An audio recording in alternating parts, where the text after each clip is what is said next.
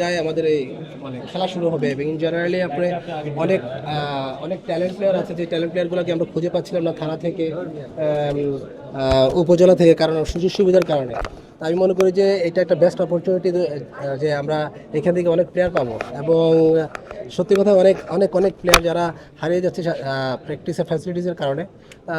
আমি যতটুকু শুনেছি যে এখানে প্রায় 10টা মাঠের মতো হওয়ার কথা এবং কাজ শুরু হবে। তো যদি ভালো ভালো ফ্যাসিলিটিস ছেলেরা পায়, যে একটা রাজিন সালে একটা অলোক কাপালি কোথা থেকে খেলে আসছে, লাইক পুলিশ লাইনে একটা মাঠ ছিল, এখান থেকে খেলে উঠে আসছে, এমসি কলেজে মাঠে খোলা মাঠে খেলে উঠে আসছে এনামুলুর জুনিয়র, তাপস বিশ্বরাম।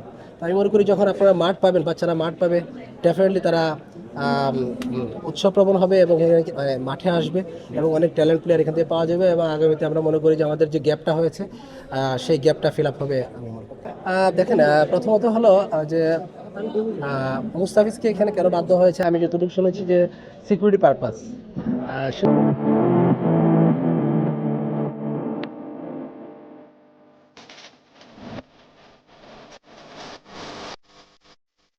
মুস্তাফিজের জন্য সিকিউরিটি পারপাস, আর অন্যান্য আইপিএল এর অন্যান্য প্লেয়ারদের জন্য সিকিউরিটি পারপাস লাগবে না।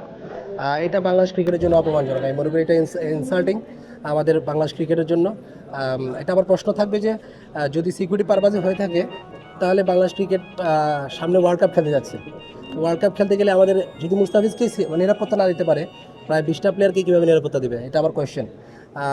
অবশ্যই আমি মনে করি আমাদের যে অভিভাবক আছেন এবং যারা বড় বড় কর্তারা আছেন, তারা চিন্তা ভাবনা করছেন, এবং আমি মনে করি যে যদি নিরাপত্তা না দিতে পারে, তারা আইসিসিকে সেই এটা জানাক এবং জায়গাটা সলভ করা আমার মনে হয় যে বেস্ট হবে, কারণ সবচেয়ে আগে আমার দেশ এবং আমার প্লেয়ার। সাদা চোখে যেটা দেখা যায় সেটা হচ্ছে যে মুস্তাফিজের এতে খুব একটা বড় ক্ষতি হয়ে যাবে, ব্যাপারটা আদৌ সেরকম না। কিন্তু এই সিদ্ধান্তের মাধ্যমে আসলে ভারতীয় ক্রিকেট বোর্ড নিজেরাই নিজেদেরকে আসলে মানে সমালোচিত করলো কিনা, কেননা একটা প্লেয়ারকে আপনি নিরাপত্তা দিতে পারবেন না, সামনে ওয়ার্ল্ড কাপ আছে, সেখানে আপনি পুরো দলকে কি হবে, মানে ভারতকেই আসলে বিতর্কিত। অবশ্যই আসলে এটা তো ভারতকে করেছে, কারণ মুস্তাফিজ তো বলে না যে আমাকে আইপিএলে ডাকো, তারাই নিজেরা ডেকে নিয়েছে, কারণ তাদের দরকার। মুস্তাফিজকে তো তাদের দরকার, তাদের তো প্রয়োজনে তারা নিয়েছে, আবার বলতেছে তোমাকে দিতে পারবো না।